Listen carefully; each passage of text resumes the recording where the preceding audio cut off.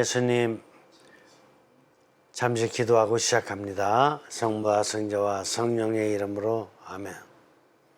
성령님, 지난주에 이어 오늘 하느님의 비밀, 형성의 비밀에 대해서 좀 더 깊은 차원에서 저희들이 깨달을 수 있도록 이 시간을 축복하여 주십시오.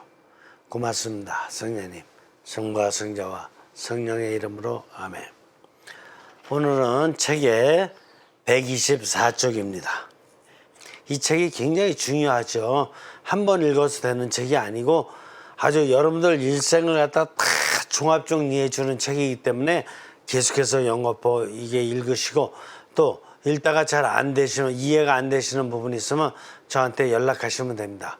그러면 제가 최대한 도와드리겠습니다. 형성의 비밀은 어떤 의미를 가지고 있는가? 인간의 실존과 지구의 실존은, 그렇구나. 인간의 실존, 또 지구의 실존. 실존이다 그러면 철학적인 용어라 어렵게 생각이 들 수 있는데, 실존이라는 건 뭐냐면은 현실적인 삶이에요. 삶이 실존이에요, 삶이. 그러니까 이 철학적인 용어로 썼던 것 뿐이지, 그냥 삶, 인간의 삶, 지구의 삶, 이것은 궁극적인 형성적 의미의 형성의 의미에 종속되어 있습니다. 형성적 의미에 종속되어 있습니다. 이게 무슨 뜻이냐?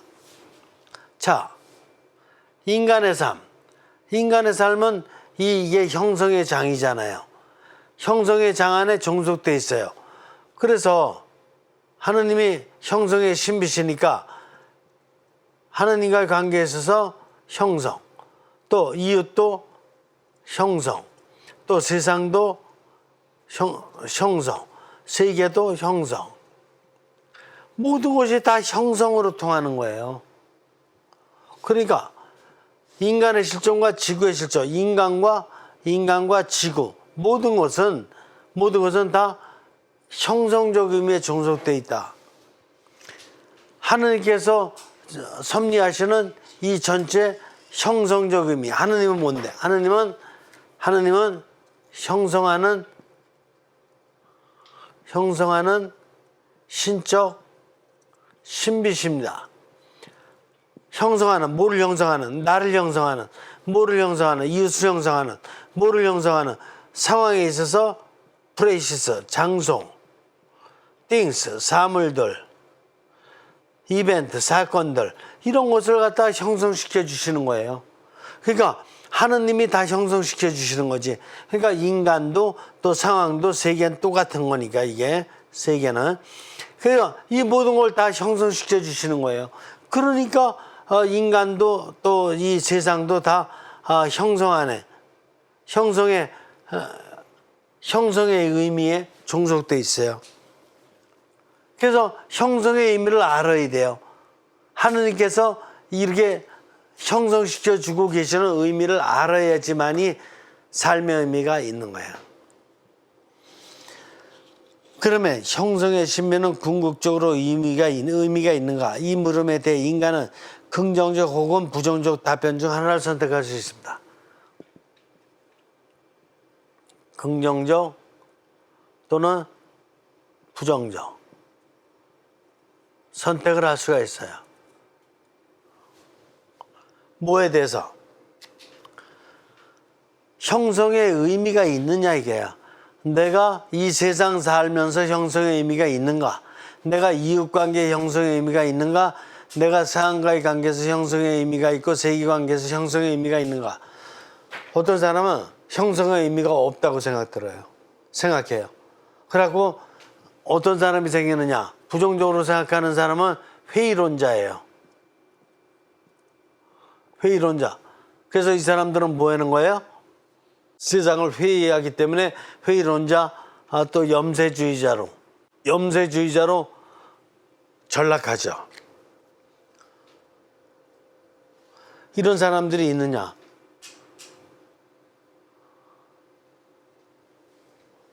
철학자들 중에서 실존 철학자들의 많은 사람들이 이 인생을 회의했고 인생을 염세적으로 부정적으로 생각했어요. 실존 철학자들 중에 많은 사람들이. 또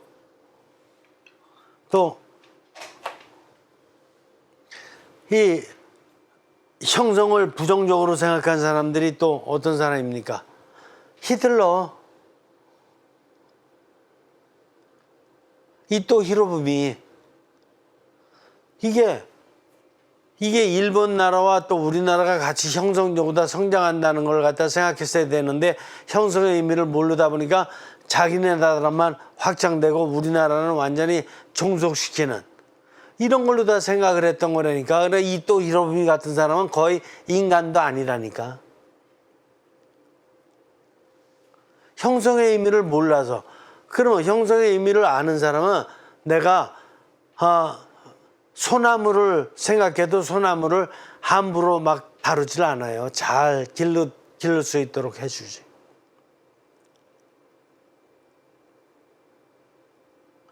더더군다나 인간관계는 굉장히 인간을 갖다가 존중시해가면서 인간을 갖다가 관계를 맺죠. 그렇게 함부로 인간을 갖다 노예 취급한다든가 그냥 그 나라 침공해가지고 막 강탈한다든가 막 이렇게 하질 않아요. 이게 다 형성의 의미를 모르는 사람들이 해나가는 일이에요. 또 긍정적으로 생각하는 사람이 누굽니까? 모든 종교의 대부분 성각자들. 그렇죠. 또 세상에서도 그냥 슈바이처 박사, 또 간디 아니면 훌륭한 사람들 많이 있잖아요.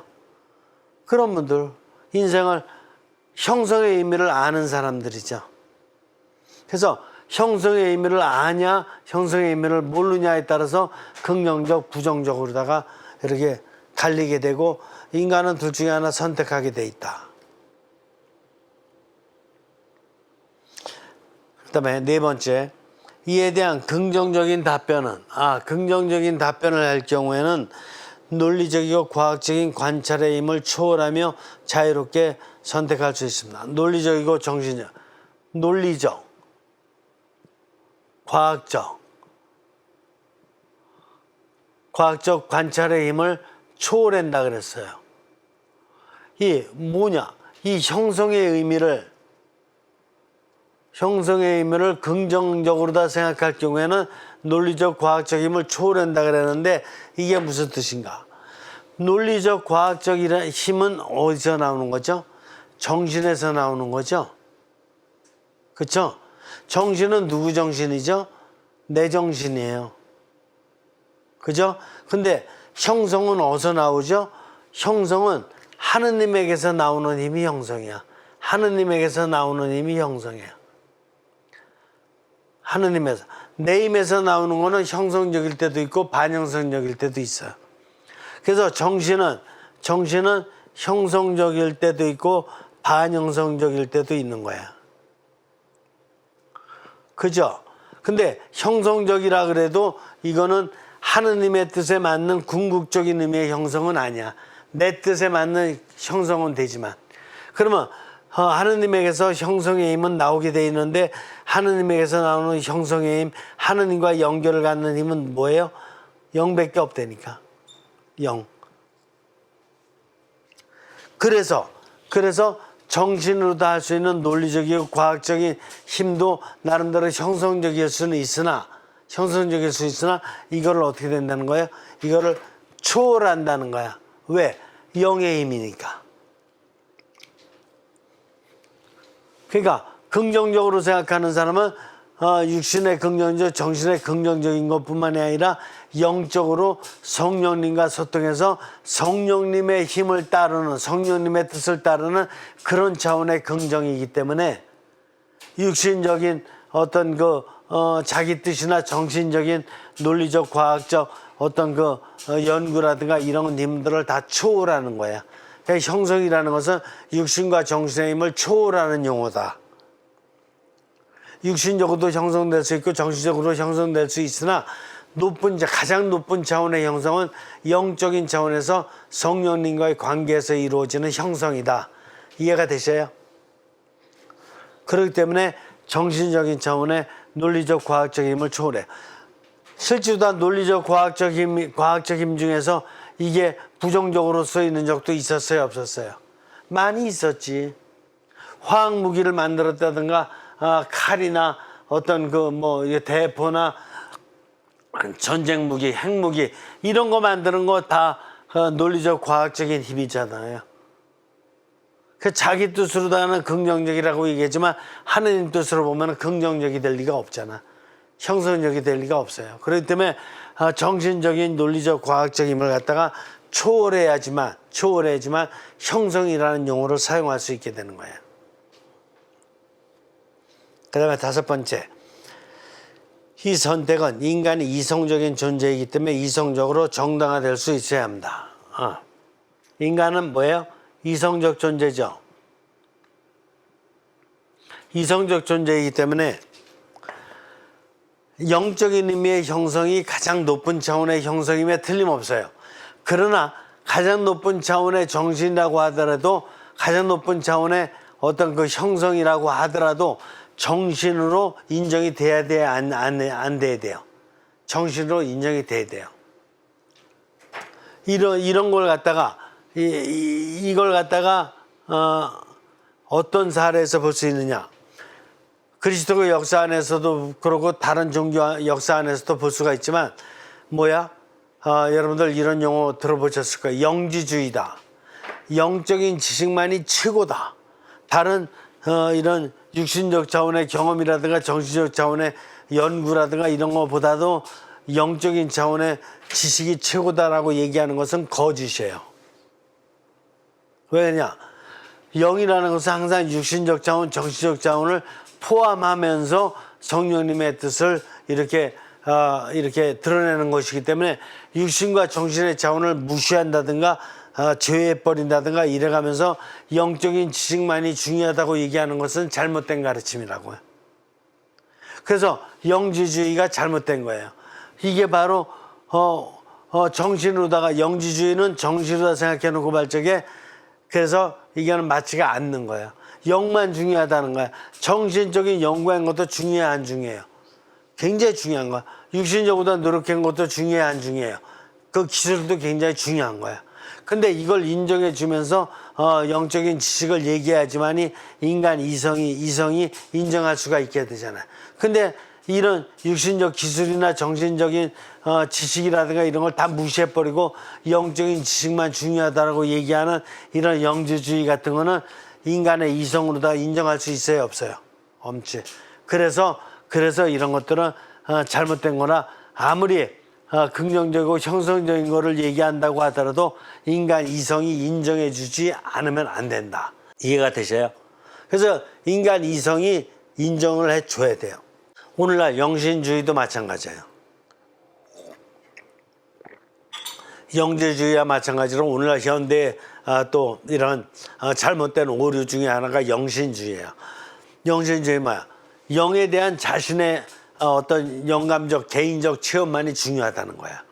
그래서 자기를 교주와 같이 생각해 가면서 사람들을 이끌어서 공동체에 이끌듯이 하는데 그 사람들은 자신이 성령님으로 받던 영감만 중요하다고 보고 교계의 질서라든가 그동안의 전통이라든가 이런 것보다도 자기가 영감적으로다가 체험했던 것이 더 중요하다고 얘기하는 거기 때문에 이거는 오류예요. 오류일 뿐만 아니라 인간 이성이 인정할 수가 없는 거야. 왜냐하면 영감만 개인적으로 받는 영감만 중요한 것이 아니라 이 영감이 정신과 육신에 영향을 미쳐서 이렇게 영화된 정신의 계획이 나고 영화된 육신의 실천을 하는 이것이야말로 중요한 건데 자신이 받은 영적인 영감만 중요하다고 얘기하는 것은 독단적이고 굉장히 이기적이고 편협하고 이거는 아주 잘못된 오류다 이렇게 볼 수가 있는 거예요. 그래서 그런 것도 이성이 인정하지 않기 때문에 교회에서 어떻게 되는 거예요? 그런 영신주의라든가 이런 것 같은 것은 하지 못하도록 금하는 거예요. 아시겠어요? 왜? 교회의 이성으로 놓고 봤을 적에 교회 이성으로 이렇게 교부들이나 주교님들이나 어떤 교회의 지도자들이 봤을 적에 이성적으로 맞지가 않는 영지주의나 영신주의는 맞지가 않는 거예요. 그래서 그걸 금기시하는 거예요. 못하도록. 자, 이 선택을 하며 인간은 우주, 역사, 인류 안에서 발생하는 모든 과거, 현재, 미래 사건을 통합적으로 바라볼 수 있어야 된다. 아, 이게 중요하죠. 통합적. 그렇기 때문에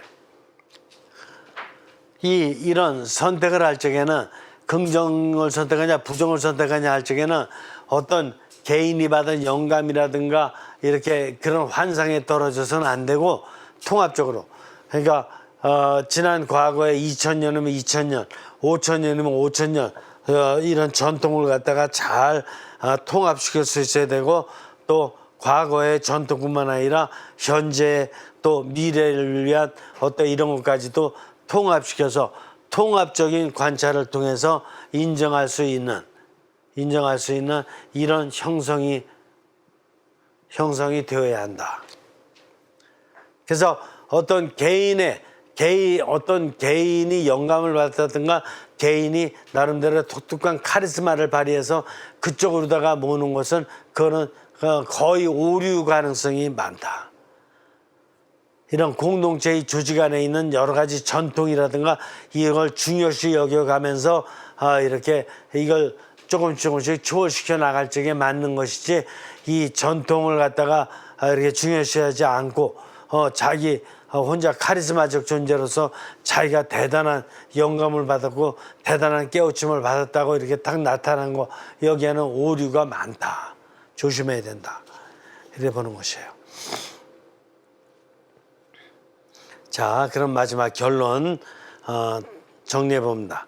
분명한 것은 공명적인 형성 안에 있지 않은 것은 아무것도 없다는 것입니다. 대단히 중요하죠. 이 형성의 장 안에 있어가지고 공명적 형성, 공명적인 형성 안에 있지 않은 것은 아무것도 없다. 이상하죠? 여러분들 이상하지 않아요? 뭐가 이상하지 않아? 지금 북한에 김정은이 하는 게 공명적 형성이 아닌데, 그 김정은이도 공명적 형성 안에 있단 말입니까? 이렇게 얘기할 수 있거든요. 근데 김정은이도 기회는 남았어요.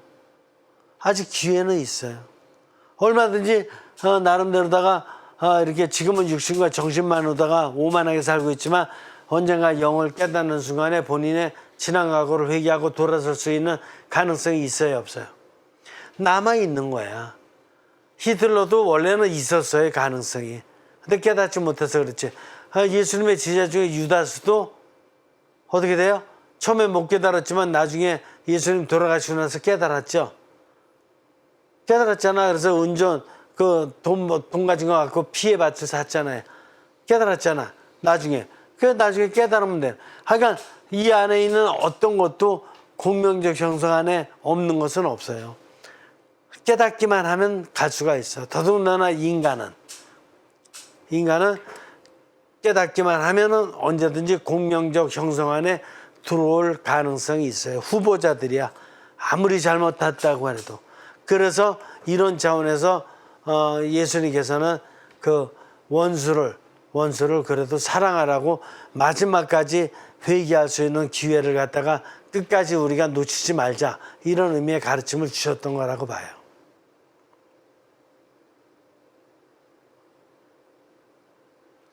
여러분들도 언젠가는 공명적인 상태가 아니라 불공명적인 상태에 떨어질 가능성이 있어요, 없어요? 살다 보면 있다니까. 그런데 또 공명적으로 다시 형성될 가능성이 있어요, 없어요? 있다니까. 그게 절대로다가 이렇게 자기를 실망하거나 좌절하는 것은 정말 안 된다니까. 끝까지 공명적 형성으로 나갈 기회가 남아 있어요. 두 번째, 형성의 퍼즐은 인간의 모든 정신적 범주들을 포함하면서 초월한 상태로 인간 형성에 삼두어 있습니다. 아, 좋은 말 나오죠. 형성의 퍼즐.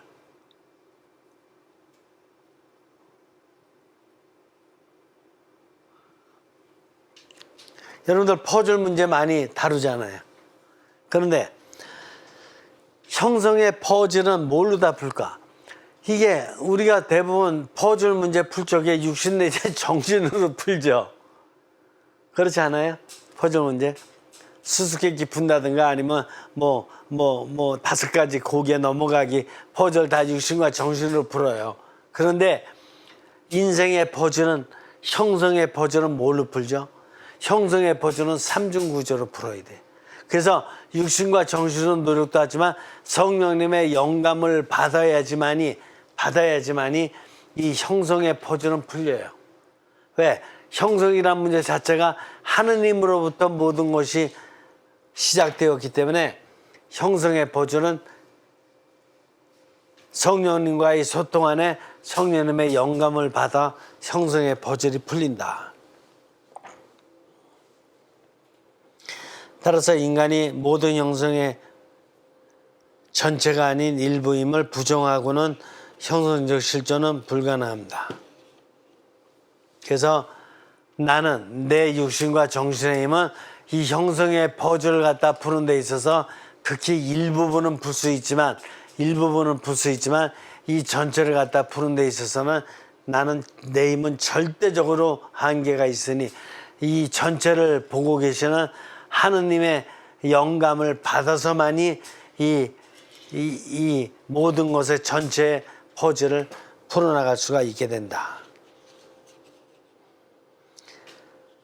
형성의 신비 하느님은 조화를 이룬 상태에서는 단순하지만 그것의 외양들, 다양한 차원들의 관계에서는 복잡하고 다차원들입니다. 그러니까 형성의 신비 하느님이시죠. 하느님은 조화를 이룬 상태는 단순해요. 뭐야? 조화를 이뤘어요. 내가 사랑의 삶을 살아가. 그러니까 내가 하느님도 사랑하고 이웃도 사랑하고 상황과 세계도 사랑하면서 이렇게 살 적에는 이게 사랑의 삶, 공명의 삶으로 단순해요. 그런데 외양들로 놓고 보면 엄청난 차이가 커. 내가 이웃을 놓고 보더라도 이웃이 A, B, C, D, E, F, G 이게 이잖아. 다 달라.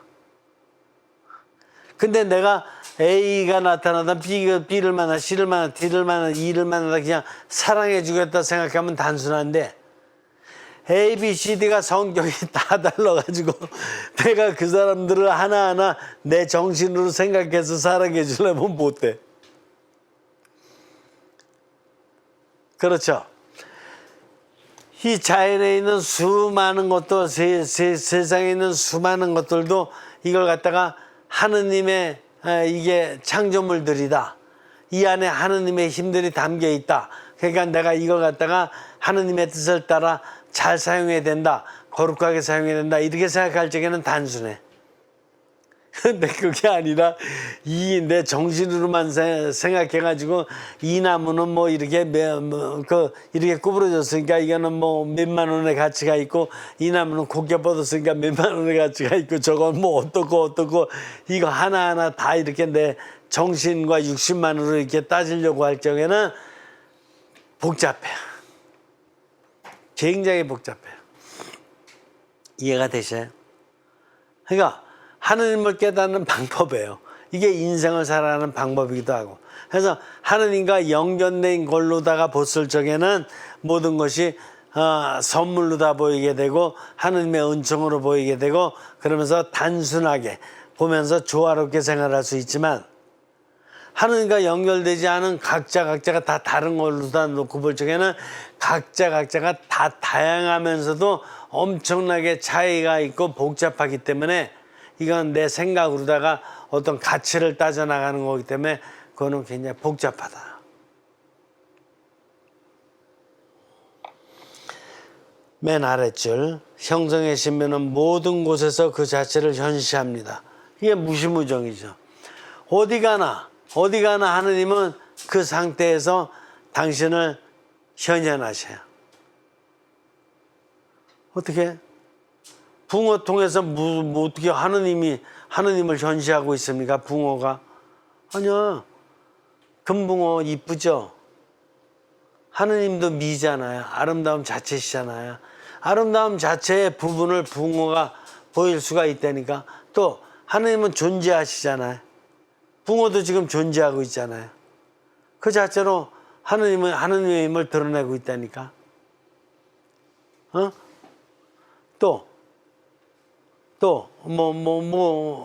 뭐 있어요? 새?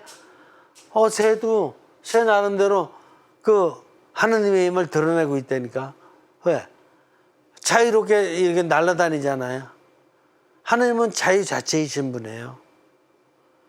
그리고 새가 생명이 있잖아. 하느님도 생명 자체이신 분이에요. 그러니까 하느님을 드러내고 있지. 그러니까 모든 게 다 하느님을 드러내고 있어요. 장소 뭐 어떤 장소예요? 어떤 장소? 뭐 남극? 남극의 얼음덩어리 존재하잖아. 그리고 남극의 얼음덩어리 그것이 존재하면서 이 생태계에 이 온도에 상당히 좋은 영향을 미치고 있잖아요. 그렇죠? 하느님도 세상 형성에 좋은 영향을 미치고 계시잖아요. 그렇잖아요. 세상에 존재하는 어떤 것도 하느님의 힘이 들어가 있지 않은 곳이 없다니까.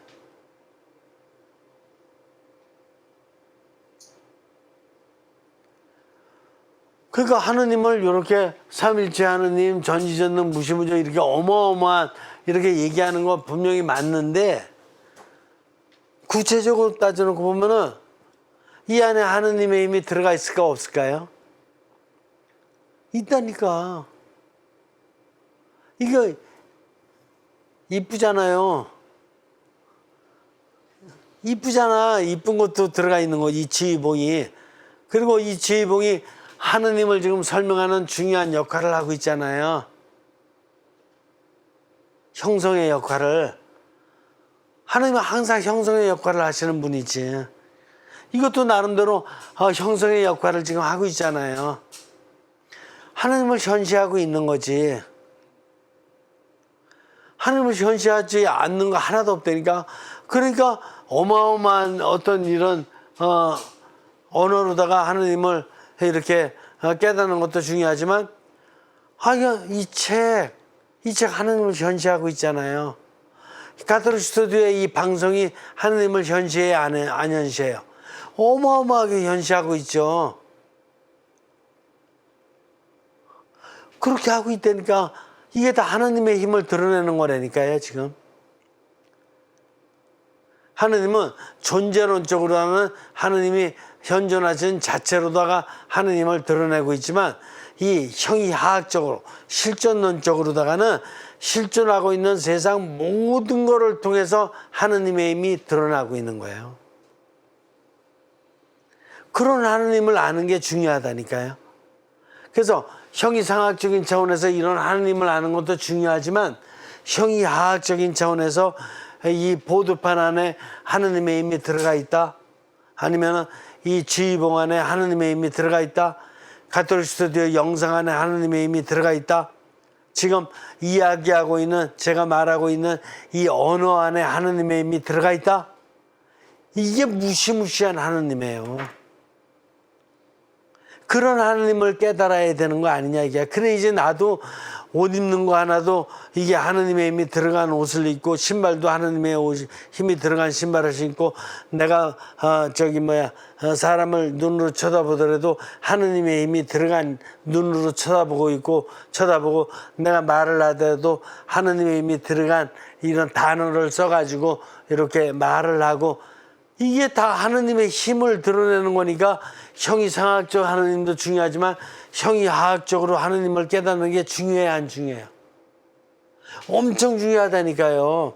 이걸 가지고 형이하학적 하느님보다는 형이 사학적 하느님보다는 형이 하학적으로다가 이걸 얼마만큼 많이 관찰하고 연구하느냐에 따라서 하느님을 많이 이렇게 전할 수 있는 거라니까.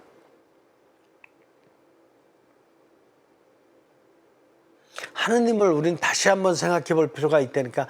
지금까지 좋은 거 잘 배운 건 틀림없고 이제는 좀 더 21세기에 맞는 지금 많은 연구가 되고 있기 때문에 그 연구된 거 안에서 의학자들이 지금 이렇게 해가지고 그 여러 가지 의료 기술, 과학적인 기술을 통해서 사람을 연구하잖아요. 관찰하잖아요. 그래가지고 약도 조제하고 수술도 하고 그러잖아요. 근데 그 안에 하느님의 힘이 들어가 있을까 없을까요? 들어가 있다니까. 그걸 통해서 이렇게 하느님의 힘을 드러낼 수 있도록 이렇게 우리가 깨달을 수 있는 영감을 전달해 줄 수 있다면 의사 선생님들이 이렇게 환자들을 치료하면서 제 힘으로도 하는 것이지만 사실은 제 힘은 2%에 불과하고 하느님께서 저를 깨닫게 해주시고 하느님께서 이렇게 연구할 수 있도록 이런 연구 기자재를 이렇게 많이 발명하게 해주셔가지고 이 힘으로 지금 치료하고 있습니다. 이렇게 증언할 수 있게 되잖아요. 하느님의 힘을.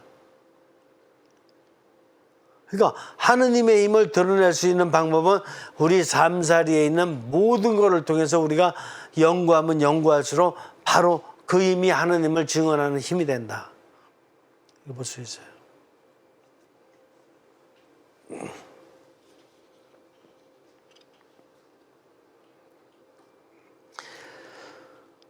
이것은 우주와 인류의 문화와 역사 속에서 상승하고 하강하는 형태들의 끝없이 벌이는 춤 속에 현존하는 형성의 신비입니다. 아, 춤 속에 나오는구나. 이게 바로 형성의 춤이로구나. 세계 역사 안에서의 상승하고 하강하는, 상승하고 하강하는 춤. 그렇죠. 하루살이는 태어나서 하루를 갖다 딱 살면서 상승을 합니다. 그러다가 하루가 지나면은 이제 딱 하강을 해서 죽는 거죠. 이게 상승하고 하강하는 춤이라니까. 그 춤 안에서 하느님이 왜 그럼 하루살이를 만들어냈는가?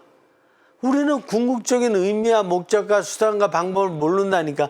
근데 하느님은 필요해서 만들어 놓으신 거라니까. 우리가 궁극적인 뜻을 몰라서 그렇지. 밀물과 썰물은 어느 정도 뜻을 알잖아요, 이제. 밀물 다 밀려 들어왔다가 썰물 다 밀려나가는 상승과 하강의 이 춤. 낮과 밤의 상승과 하강. 낮에 해가 탁 떠올라가지고 아주 상승의 어떤 거 춤이 있고, 그 다음에 저녁에 되면 싹 기울더니 또 이렇게 밤이 되는 하강의 춤. 이 상승과 하강의 춤, 이게 바로 형성의 춤이거든요. 하나님께서 왜 이렇게 만들어 놓으셨을까? 우리는 궁극적인 의미를 아직 못 깨닫고 있다니까요. 완전히. 어느 정도는 알죠. 조금은 알지만 궁극적인 의미를 모른다니까요. 하나님께서 왜 이렇게 만들어 놓으셨는지. 인간도 이렇게 태어나서 이렇게 다 이렇게 상승 곡선을 타가지고 딱 성장할 때 성장하다가 어느 정도 때가 되면 어떻게 되는 거예요? 또 슬슬 하강할 때가 있고, 하강하다가 또 어떻게 돼요? 또 다시 또 더 상승하고 또 약간 하강에다가 또 상승하고 하강에다가 이런 사이클이 계속 이렇게 자신의 삶의 일생 주기 안에서도 있게 되죠. 하나님은 왜 그렇게 만들어 놓으셨을까? 우리가 궁극적인 의미를 압니까? 궁극적인 의미를 잘 모르고 무조건 올라갈 때, 상승할 땐 좋다 그랬다가 조금 떨어지고 그럴 때는 아주 그냥 또 굉장히 막 원망하고 실망하고 막 이래. 원망하고 실망하고 그래서 되는 문제가 아니라니까. 내가 왜 하강되었는지 하강하는 의미를 깨닫는 게 중요하다니까요. 하느님 안에서. 상승할 때는 무조건 좋아만 하라는 게 아니라 왜 하느님께서 또 왜 이렇게 상승시켜 주시는지 그 궁극적인 의미와 뜻을 깨닫는 게 중요하다니까. 그러니까 하나님 안에서 이 상승의 의미와 하강의 의미, 이 궁극적인 의미를 깨닫는 게 중요한데 우리는 또 바로 우리의 육신과 정신만으로다가 판단을 내리기 때문에 그냥 뭐 상승할 땐 좋다 그랬다가 조금 하강할 때는 그냥 불평하고 실망하고 이런 인간적인 판단 속에 산다니까. 영을 사용하지만 성령님 안에서 영감을 받아서 상승할 때도 상승의 형성적 의미를 발견하고 또 하강할 때에도 하강의 형성적 의미. 그래서 상승 때도 형성적 의미지만 하강 때도 형성적 의미가 있어요, 없어요? 있는 거라니까. 그래서 우리는 상승과 하강 안에서 통합적인 형성의 의미를 발견하려고 하지 않고 좋을 때는 형성의 의미가 있는 것 같다가 또 조금 다운되면은 그냥 형성의 의미는 완전히 없고 완전히 실망의 의미만 있는 줄 알고 이런 착각 속에서 살아간다니까요. 이해가 되세요? 형성의 의미를 아시겠어요? 이제 좋을 때도 형성, 안 좋을 때도 형성이라니까요. 형성의 의미는 언제든지 있는 거라니까. 왜? 하나님이 언제든지 계시니까.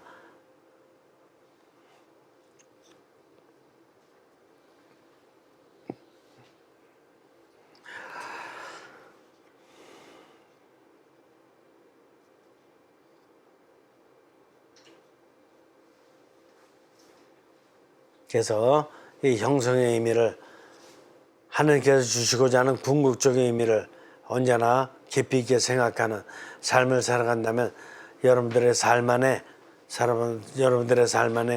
언제나 자유와 행복은 항상 있는 것입니다. 자, 다음에 형성신비의 우주적 견연. 아, 그렇구나.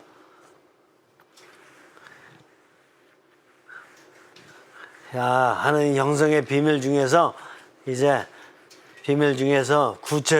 좀 더 구체적으로 봅니다. 우주적 견연. 자, 우주라는 말. 우주가 뭐예요? 우주가 지금 내가 살고 있는 상황과 또 더 넓은 차원에서 세계, 이게 우주예요. 우주예요. 이게 인간이니까. 나와 이웃은 인간이니까. 이게 우주야. 이 우주 안에 하느님께서 현현하신다 이게요.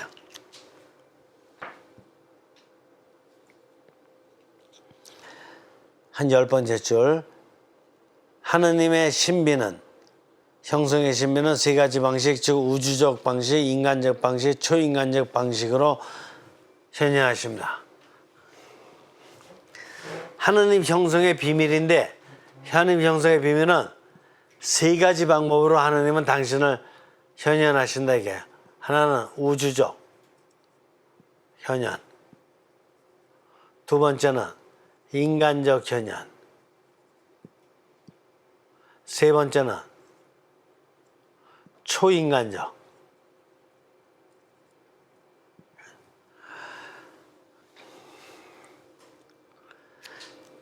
하느님이 당신을 드러내시는 방법이에요. 하느님이 이 세상을 창조하신 이후에, 이 세상을 형성하신 이후에 하느님이 당신을 드러내는 방법은 세 가지예요. 한 가지 방식은 우주적으로다가 이 우주 안에서, 세상 만물 안에서 하여간 당신을 드러내시는 거야. 인간이 그걸 깨닫지 못하고 있어서 그렇지, 해와 달의 변화, 또 계절의 변화, 또 우주 창공에 있어서 수많은 해와 달과 별,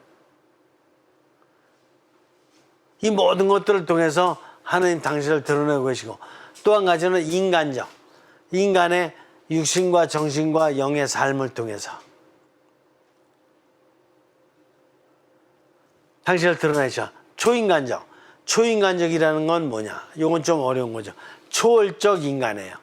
초월적 인간인 게 뭐냐? 초월적 인간, 영적 인간. 초월이라는 말은 항상 영이라는 말과 맥락을 같이 해야 돼요. 영적 인간. 어떻게 되는 거냐? 하느님께서는 인간에게 주신 영으로다가 내밀한 소통을 하셔요. 내밀한 소통. 그게 뭐냐? 그게 바로 관상이라고 하는 거예요. 관상. 관상을 통해서 이제 성령님께서 인간과 조용한 내밀한 어떤 그 대화를 통해서 여러 가지 당신의 깊은 뜻을 또 전달해 주시는데, 그 예를 갖다가 우리는 아빌라이 성녀 데레사의 그 영혼의 성 어떤 그 7궁방 안에서 놓고 보면은 벌써 4궁방으로부터 들어가고 있는 신비적 차원의 기도, 즉 관상의 기도에서 볼 수 있고, 또 십자가의 성료 안에 어둠 밤에서 놓고 보면 거기서도 나름대로 능동적 관상, 수동적 관상으로 다 이끄는 하느님과의 신비적 기도의 차원을 볼 수가 있어요.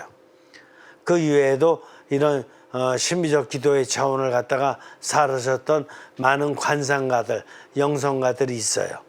그걸 통해서 초인간적 현현을 갖다 볼 수가 있는 것이다. 그리고 구약 성서로다 놓고 보면은 여러분들 모세의 홍해바다 사건 아시잖아요. 모세의 홍해바다 사건. 거기에서 모세가 자신 인간의 힘으로다가 홍해바다 사건을 일으켰던 게 아니죠.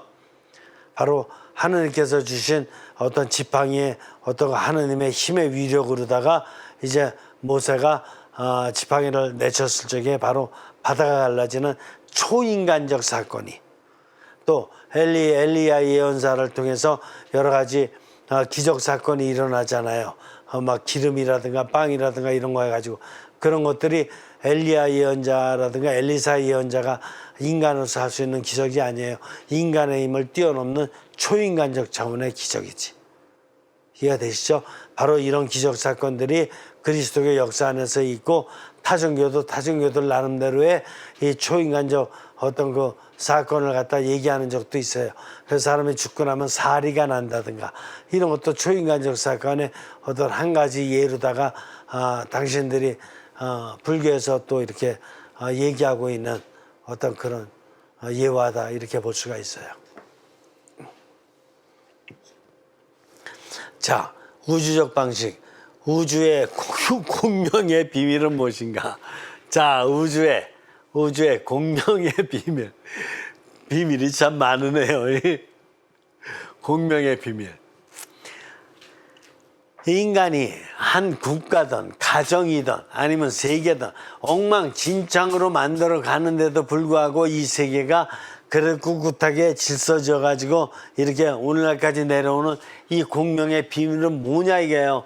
1차 세계대전, 2차 세계대전이 일어났는데도 불구하고 이게 바다는 평화롭게 유지되고 있고, 또 이 지구에 있는 그 많은 히말라야 산맥도 편안하게 유지되고 있고, 하늘의 별들도 그렇고, 이렇게 유지되고 있는 공명의 비밀은 뭐냐 이거예요. 최근 과학의 발견들이 우주 공명의 비밀을 밝혀주고 있습니다. 최근 과학의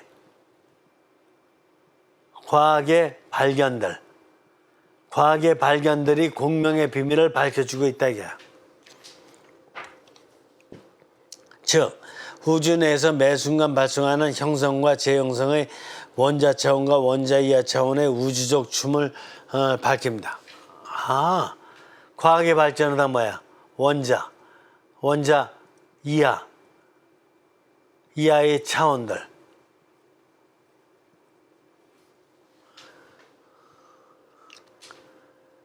우리는 이거를 깨닫기가 어려운데, 이 물리학자들, 생물학자들이 발견해내는 거예요.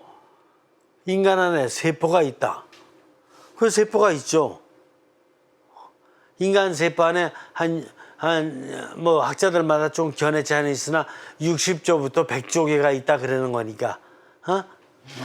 세포를 잘 관찰해 보니까 분자가 있다.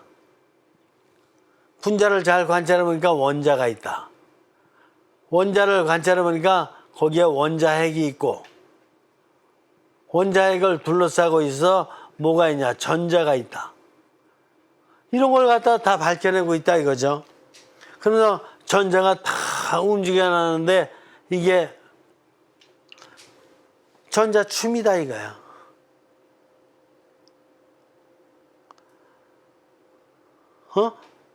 이게 뭔가?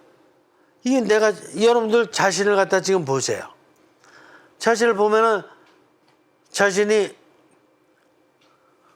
어디 아픈 데가 있을 수도 있어. 만약에 복통이 났다든가 아니면 이빨이 좀 이렇게 흔들려서 아프다든가 아니면은 뭐 손에 이게 아까 상처가 났다든가 이럴 수 있는데도 불구하고 여러분들 몸을 보세요. 머리 나름대로 머리 안에 있는 세포들이 잘 움직이고 있죠. 또 머리 안에 뭐가 있다 또 신경세포가 있죠. 100억 개의 신경세포가 잘 움직이고 있네요. 그 세포 안에 분자가 있는데 그 많은 분자들이 또 나름대로 잘 움직이고 있어요. 분자 안에 원자 보이지 않잖아요. 근데 과학자들은 봐요. 전자현미경으로 보거든요. 원자들이 잘 움직이고 있고 또 원자에 또 전자들까지 춤을 추면서 여러분들 몸이 이렇게 잘 움직여 나가고 있다고요. 이게 뭐야?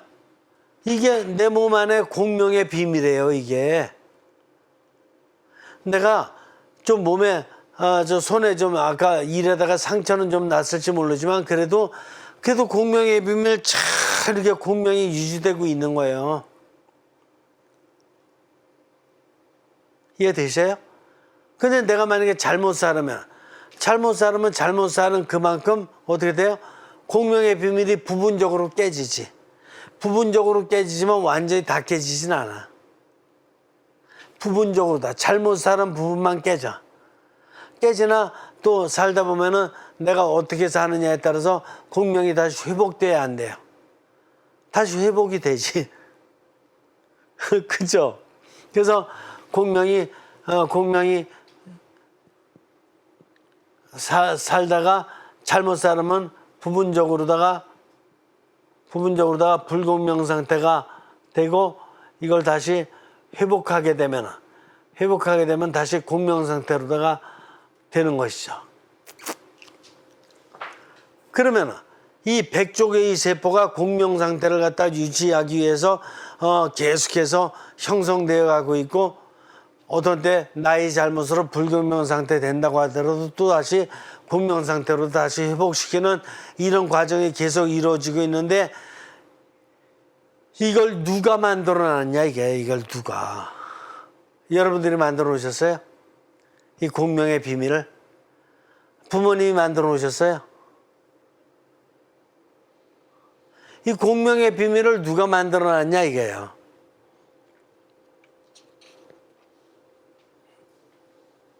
세 번째, 이 발견들은 우리 자신 안에서 느낄 수 있는 공명의 비밀의 발견은 모든 것이 지속적인 상호작용의 에너지 과정을 밝혀주고 있습니다. 그러니까 모든 것이 지속적인 상호 과정이에요. 그렇기 때문에 이 내 안에서의 이 공명의 비밀은 이 이웃과의 관계에 있어서도 상호 형성, 상호 형성적인 공명의 비밀, 상하의 관계에서도 상황과의 상황 형성적인 비밀, 세계와의 관계에서도 형성적인 비밀. 그래서 하여간 계속해서 형성의 비밀이라니까. 공명을 향한. 그래서 이웃관계에서도 공명을 향해서, 상황관계에서도 공명을 향해서, 세계관계에서도 공명을 향해서 이렇게 공명을 향해서 계속 유지하도록 이끌어 주시는 그 공명의 비밀은 누가 만들어 놓은 거냐 이게야. 그러나 내가 이웃관계 불편해서 공명이 안 되면 내가 불편해 안 불편해요? 불편하지. 그래서 공명의 상태 되도록 또 다시 노력하고 싶은 마음이 생기잖아. 이걸 누가 만들어놨냐 이 공명의 비밀을. 상관관계에 있어서도 내가 집안 막 그냥 어질르고 막 집안 엉터리다가 막 그냥 쓰레기똥이 막 많고 지저분하게 만들어 놓고 그러면은 불편하죠. 불공명 상태에서. 그렇게 깨끗하게 하고 싶지. 이런 공명의 비밀을 유지하도록 하기 위해서 이걸 누가 만들어놨냐 이게. 자꾸 왜 공명의 비밀 쪽으로 가도록 만드냐 이게. 이게 누가 만들었냐 이거지. 어? 누가 만들었냐 이게요. 잘 생각해 보세요. 누가 만들 사람 있어요? 문화체육부 장관? 에이, 유엔 사무총장? 대통령? 어림도 없죠. 어림도 없죠. 이 공명의 비밀은 내가? 아니죠. 내가 만들지 못하죠. 그거 만드는 거 아니죠. 근데 어느 인간도 다 공명을 유지하고 싶은 이런 마음이라니까 누구나 다. 근데 이걸 누가 그렇게 만들어 놨냐고요. 다 공명의 삶을 살고 싶어 한다니까 누구든지 다. 태어난 인간은 애들서부터 노인네까지. 나와 이웃관계도 나와 쌍하기도 나와 세계관계도. 그러면 그걸 모든 지금 85개 인구를 갖다가 그렇게 막 공명의 삶을 살도록 이렇게 만들어 놓은 그게 뭐 누구냐 말이에요. 이게 그분이 하느님이라니까. 그런 분이 하느님이에요. 네 번째, 이 지속적인 상호 형성의 원리는 대우주는 물론 소우주에게도 통합니다. 그래서 대우주 안에서도 공명의 비밀, 소우주, 인간 자체 안에서도 공명의 비밀. 비공명이 되지 않으면 인간은 불편해야 한다니까. 그러면 누군가 그렇게 만들어 놨어요. 공명으로 가도록. 그래야 행복한 거고, 그래야 이제 자유로운 거고, 그래야 기쁜 거고, 그렇다니까. 그 공명을 원한다니까, 모든 인간이. 다섯 번째, 현대 물리학은 이런 만물의 형성 과정이 독립적으로 실제하는 변화하는 미세한 형태들로 환원될 수 없음을 증명해 줍니다. 그래서 살다가 이게 물리학이 지금 밝히고 있는 건데, 개구리가 살다가 죽었어요. 그럼 개구리가 죽고 난 다음에 그 개구리로 다시 태어나나? 환원될 수 있어요? 아니라니까. 한번 태어난 개구리는 죽고 나면 그 개구리로 다시 태어나는 건 없어요. 물리학자들이 발견해내는 거야. 그거는 이게 죽어서 세포가 다 분해되고 그래가지고 다른 것으로다가 태어나는데 어떤 역할을 하는 거야. 인간도 죽고 나서 똑같은 인간으로 다시 태어난 존재 봤어요? 갑돌이 죽어가지고 갑돌이 다시 태어난 갑돌이 봤어요? 못 봤죠? 없다니까. 죽어서 그냥 환원되는 거 없어요. 다시 내가 다시 태어나는 건 없어요. 없어지는 거야. 없어져가지고 세포로 되어 있기 때문에 세포로 다 없어져가지고 다른 걸로다가 태어나. 이해가 되셔요, 이게? 이 말이? 그래서 지금 이런 것을 물리학이 지금 증명을 해내고 있어요. 그래서 물리학은 여섯 번째, 물리학은 형태들이 다른 형태들과 계속 에너지 상호작용을 하면서 출현했다가 소멸해가는 에너지장을 보여줍니다. 그러니까 이 나의 세포는 내 세포로만 살지 못해. 내가 가진 100조 개의 세포는 이웃과 가진 100조 개의 세포, 이웃들이 가진 가진 세포와 그래도 상황 안에서 장소, 사물 이런 모든 것들이 갖고 있는 세포수가 또 다 다르잖아. 그죠? 전 세계에서도 장소, 사물들이 갖고 있는 세포가 다 다르잖아. 그러니까 나는 내가 가진 세포를 가지고 여러분들 잘 들어보세요. 내가 가진 100조 개의 세포를 가지고 이웃들이 가진 100조 개의 세포들하고 연결을 갖고 이 장소가 가진 그냥 수억 개의 세포, 사물들이 가진 수억 개의 세포들, 또 세계적으로 갖는 이 어마어마한 셀 수 없는 세포들과 계속 서로 간에 상호 연결작용을 하는 거야. 상호 연결작용을 하면서 살다가 그리고 나서 죽으면은 소멸돼 버리는 거야. 모든 세포들하고 같이 내가 사는 동안 출현했던 모든 세포들이 있잖아. 사람들의 세포, 상황들의 세포, 세계의 세포. 이 세포들하고 같이 다 어울리면서 상호작용하면서 살았다가 그 다음에는 없어지는 거야. 이게 물리학이 지금까지 연구했던 연구 결과예요.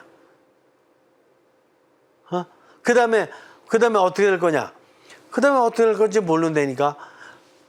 하나님께서 그렇게 만들어 놓으셨다니까. 나한테도 필요한 세포 주셨고, 이웃한테도 필요한 세포들 주셨고, 상 안에 있는 모든 장소에도 세포 주셨고, 사물들에도 다 세포 주셨고, 동물, 식물, 하여간 다 세포 주셨고, 세계적으로 다. 이런 세포를 갖다가 다 통해서 나름대로 그런 만물을 만들어 내셨는데, 내가 살아있는 동안 바로 그런 세포들하고 어울릴 수 있을 만큼 충분히 다 어울리고 살고 이렇게 살다가 죽으면 소멸해 버리는 거야.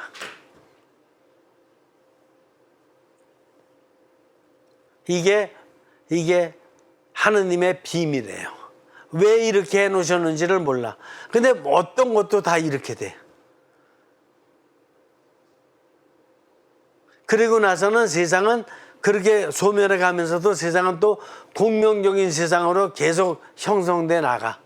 계속 이렇게. 이거를 이루시는 분이 누구냐 말이에요. 이거를. 이게 공명의 비밀이에요. 이게 하느님의 비밀이라니까. 그러니까 하느님이 뭐 이런 분이시다. 이것도 다 의미 있어. 그런데 어마어마하잖아. 내가 가진 100조개의 세포가. 이웃들이 가진 100조개 이 사람들하고 계속해서 맞닥뜨려서 뭐 이렇게 살다가 또 장소 사물들에도 별의별로 뭐 세포 덩어리들이 많잖아. 이런 세포들하고 다 어울려서 어떻게 뭐 이렇게 해서 사는 거야. 이 커피 안에도 세포가 있고 쌀 안에도 세포가 있고 이 세포들하고 다 어울려서 막 이렇게 사는 거야. 살고 그러다가 사는 데까지 살다가 그 다음에 죽어버리면은 이제 다른 세포들하고 연결돼 가지고 또 다른 게 나오는 거야. 이게 형성의 비밀이고 그러는 가운데 또 다른 인간이 나오게 되고 다른 이런 우주의 만물이 나와 가지고 또 계속해서 세상은 형성의 세상으로 공명의 세상을 향해서 계속 이렇게 나아가는 거. 이게 바로 하느님이 궁극적으로 섭리하고 계시는 공명의 비밀, 형성의 비밀이다. 그리고 일단 죽은 사람은 어떻게 될 것인지 그 다음에 될 문제는 하느님에게 비밀로 남아있는데 이제 똑같은 존재로가 아니라 부활한 존재로다가 다시 이렇게 하느님께서 섭리하신다. 이게 하느님의 비밀이에요.